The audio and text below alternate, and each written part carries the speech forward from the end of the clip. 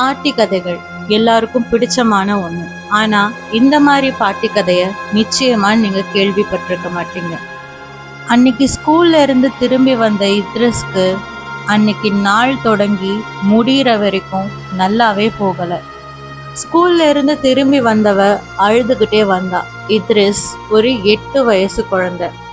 தன்னுடைய கிராமத்துல தன்னுடைய பாட்டி கூட ஒரு சின்ன அழகான வீட்டுல ரொம்ப சந்தோஷமா வாழ்ந்துட்டு இருந்தா இத்ரிஸ். என்னதான் அவளுடைய பாட்டி அவளை சந்தோஷமா எந்த ஒரு குறையும் தெரியாம வளர்த்துட்டு இருந்தாலும் இத்ரிஸ்க்கு அப்பா அம்மா கிடையாது. அவளுடைய அப்பா அம்மா யாருன்னு கூட அவளுக்கு தெரியாது. அவளுக்கு தெரிஞ்சதெல்லாம் தன்னுடைய பாட்டி மட்டும்தான். அவளுடைய பாட்டி மட்டும்தான் அவளுடைய மொத்த உலகமா இருந்தாங்க.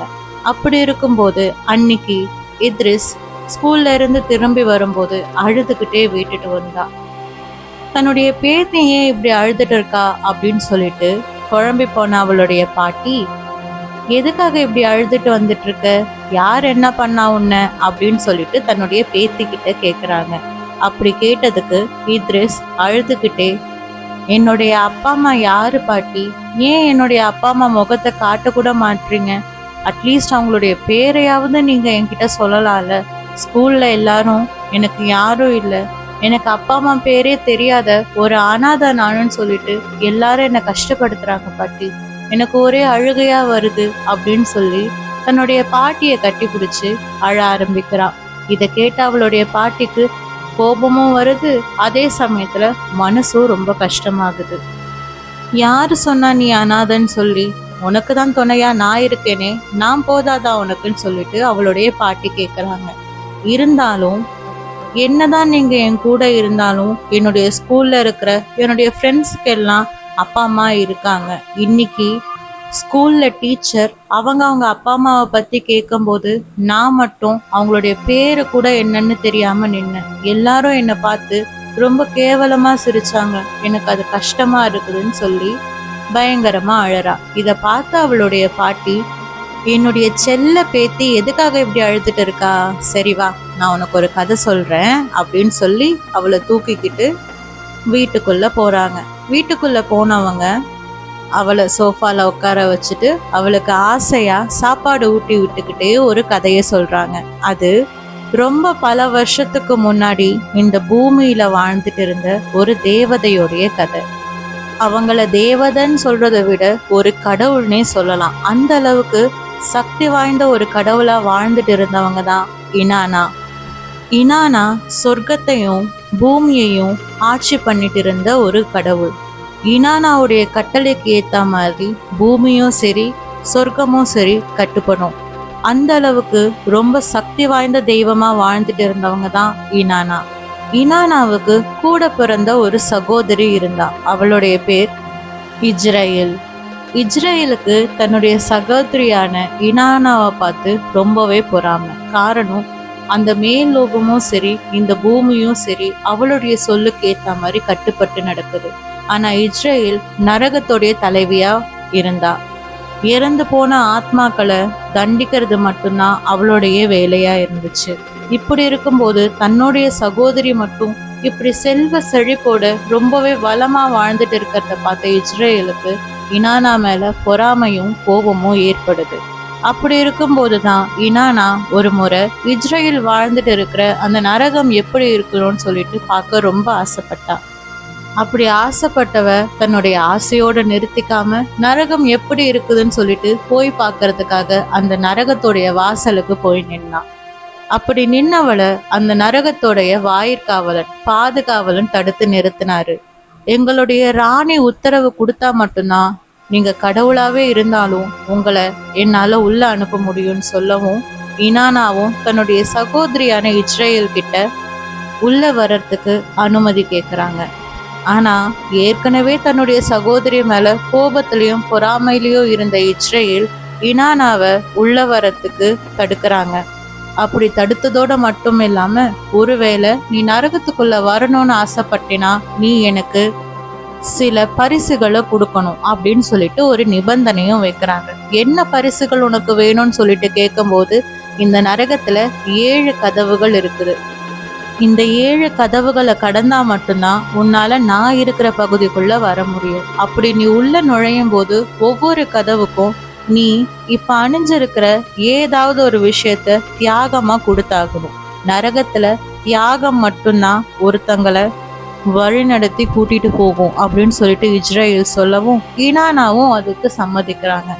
இஸ்ரேல் சொன்ன மாதிரி 7 கதவுகளுக்கும் ஒவ்வொரு பலிய இனானா கொடுக்கறாங்க.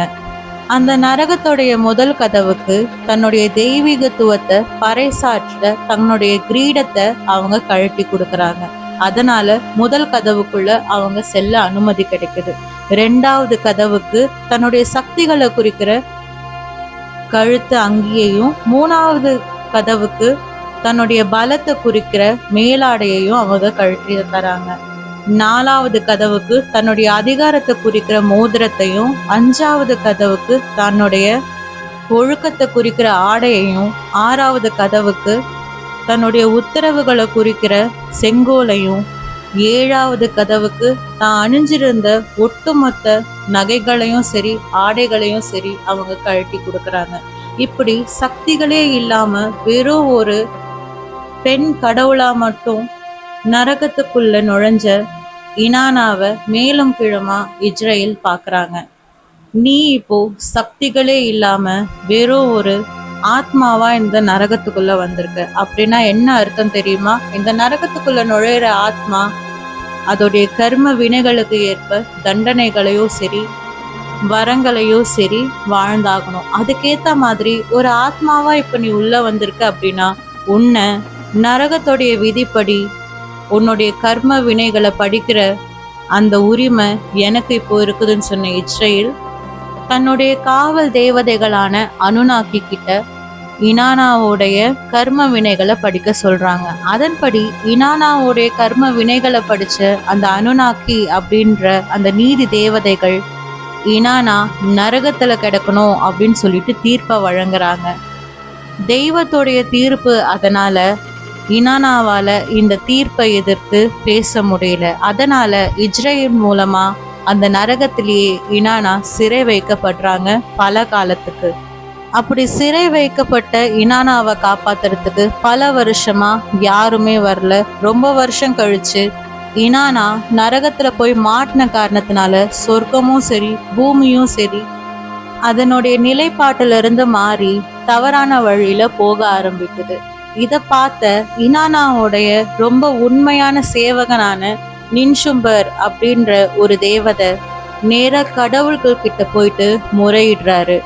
தன்னுடைய முறையீட்டு மூலமா இனானாவை திரும்ப நரகத்திலிருந்து மீட்டெடுத்து சொர்க்கத்துக்கும் பூமிக்கும் கடவுளா மாத்த சொல்லி அவர் முறையிடவும் கடவுள்களும் நின்சும்பரோட இந்த வேண்டுதலை நிறைவேற்றுறதுக்காக நரகத்துக்கு தூது அனுப்புறாங்க. கடவுள்களே சொன்ன காரணத்தினால இஸ்ரேலுக்கு இப்ப வேற வழி கிடையாது. இனானாவை அவங்க விடுவிச்சுதான் ஆகணும். அதனால தங்கிட்ட சிறைப்பட்டு இருக்கிற தன்னுடைய சகோதரிய அவங்க விடுவிக்க முன் வராங்க. ஆனா ஒரு நிபந்தனைப்படி. அது என்ன நிபந்தனைனா இனானா இப்போ இருக்கிற இடத்த வேற யாராவது வந்து நிரப்பணும். அப்படி நிரப்பினாங்கன்னா நான் அவளை சுதந்திரப்படுத்துறேன் அப்படின்னு சொல்லிட்டு சொல்றாங்க. இனானாவும் இதுக்கு சம்மதிக்கிறாங்க. நான் இந்த இடத்த விட்டு வெளியில போனாதான் எனக்கு என்னுடைய இந்த இடத்துக்கு வேற யாராவது என்னால அனுப்ப முடியும். அதனால தயவு செய்து என்னை வெளியில அனுப்புன்னு சொல்லிட்டு இனானா கேட்கவும் இஸ்ரேலும் அதுக்கு ஒத்துக்கிட்டு தன்னுடைய சகோதரிய வெளியே அனுப்பி வைக்கிறாங்க. பல காலம் கழிச்சு இனானா வெளியில வந்ததுக்கு அப்புறமா நேரா தன்னுடைய சொர்க்கத்துக்கு போய் பார்க்கறாங்க. அப்படி பார்க்கும்போது தன்னுடைய கணவரான துமீசி தன்னுடைய இழப்ப ஏத்துக்க முடியாம ரொம்ப சோகத்துல இருப்பாருன்னு சொல்லிட்டு எதிர்பார்த்து போன அவங்களுக்கு தான் இல்லவே இல்லைனாலும் அவர் ரொம்ப சந்தோஷமா ஆரவாரத்தோட சொர்க்கத்தை ஆண்டுட்டு இருக்கிறது தெரிய வருது. இத பார்த்தவங்க ரொம்ப மனசொடைஞ்சு போயிடுறாங்க. அந்த மன வலியினால அவங்களுக்கு கோபம் அதிகமாகுது. அதனால தன்னுடைய இடத்துக்கு வேற யாரையாவது அனுப்பி வைக்கிறேன்னு சொல்லிட்டு வாக்கு கொடுத்துட்டு வந்தா மாதிரி இனானா இஸ்ரேலுடைய நரகத்துக்கு தன்னுடைய கணவரான துமீசியவே அனுப்பி வைக்கிறாங்க. தனக்கு அவர் செய்த துரோகத்தை தாங்க முடியாம என்னதான் தான் எழுந்த சொர்க்கத்தோடைய பதவியையும் பூமியோடைய பதவியையும் ஒரு கடவுள் அப்படின்ற அந்தஸ்தையும் அவங்க திருப்பி வாங்கிட்டாலும் தன்னுடைய சகோதரி மூலமாகவும் தன்னுடைய கணவன் மூலமாகவும் ஏற்பட்ட மிகப்பெரிய துரோகத்தை இனானாவால தாங்கிக்க முடியல.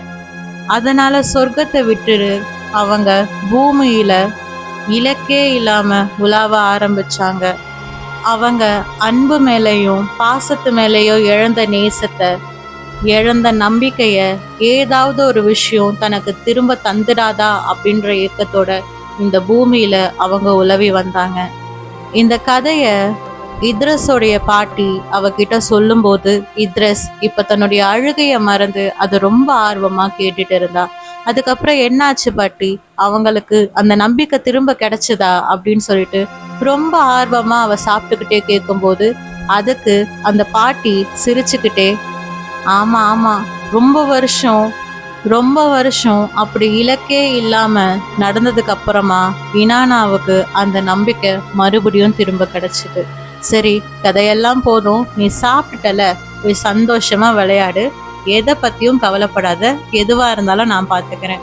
இதுக்கப்புறமா உன்னுடைய ஸ்கூல்ல யாராவது நீ அனாதைன்னு சொல்லிட்டு சொன்னாங்கன்னா நீ தைரியமா என்னுடைய பேரு சொல்லு. என்னுடைய பாட்டி என் கூட இருக்கிற வரைக்கும் நான் நிச்சயமா அனாதை இல்லைன்னு சொல்லிட்டு ரொம்ப உறுதியாவேன்னு சொல்லு அப்படின்னு சொல்லி இத்ரஸுடைய பாட்டி அவளை விளையாட அனுப்புறாங்க. அவளும் ரொம்ப சந்தோஷமா வெளியில விளையாட போறா.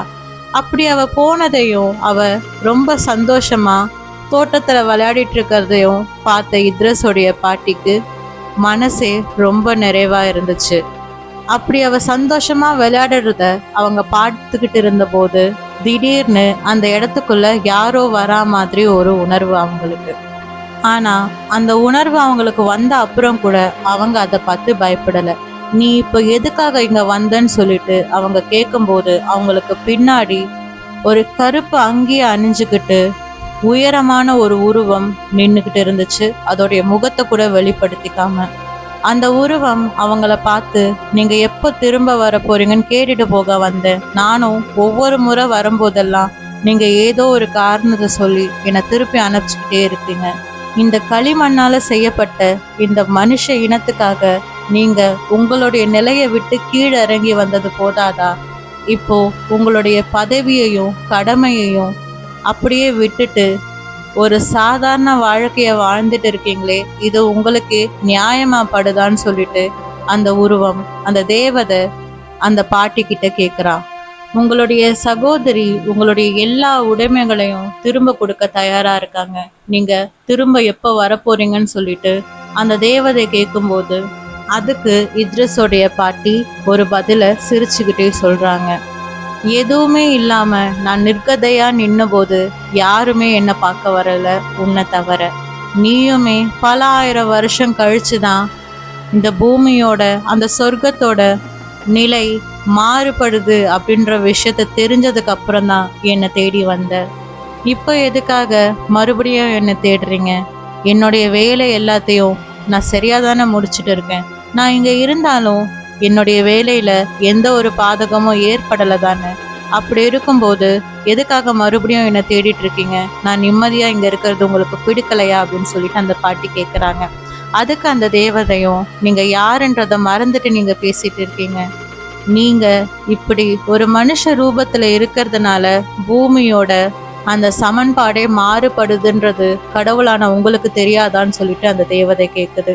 அதுக்கு அந்த பாட்டியும், முதல்ல எனக்கு எந்த கடமையும் கிடையாது, நான் இலக்கே இல்லாம சுத்திக்கிட்டு இருந்தேன். ஆனா இப்ப எல்லாத்தையோட மிக பெரிய கடமை ஒண்ணு எனக்கு இருக்குது. அந்த கடமை இதோ இப்போ இந்த தோட்டத்துல விளையாடிட்டு இருக்குது.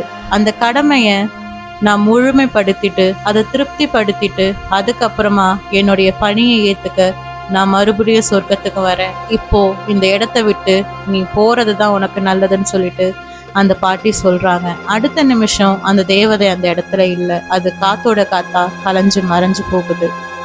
இத்ரஸோடைய பாட்டியும் தனக்குள்ள பல வருஷங்களா போட்டு புதைச்சி வச்சிருந்த அந்த ரகசியங்களையும் அந்த காயங்களையும் மறந்துட்டு தன்னுடைய பேத்தி அந்த தோட்டத்துல பட்டாம்பூச்சிகள் கூட ரொம்ப சந்தோஷமா விளையாடிட்டு இருக்கிறத ரொம்ப சந்தோஷத்தோடையும் திருப்தியோடையும் பார்த்து சிரிக்கிறாங்க, புன்னகைக்கிறாங்க. சில சமயத்துல அந்த கடவுளுக்கு கூட பாசம்ன்றது தேவைப்படுது. அதுக்காக எந்த ஒரு நாடகத்தையும் நடத்துறதுக்கு அந்த கடவுளும் தயாரா தான் இருக்கிறாரு. மீண்டும் அடுத்த ஒரு கதையில் சந்திக்கும் வரை விடை பெறுகிறேன்.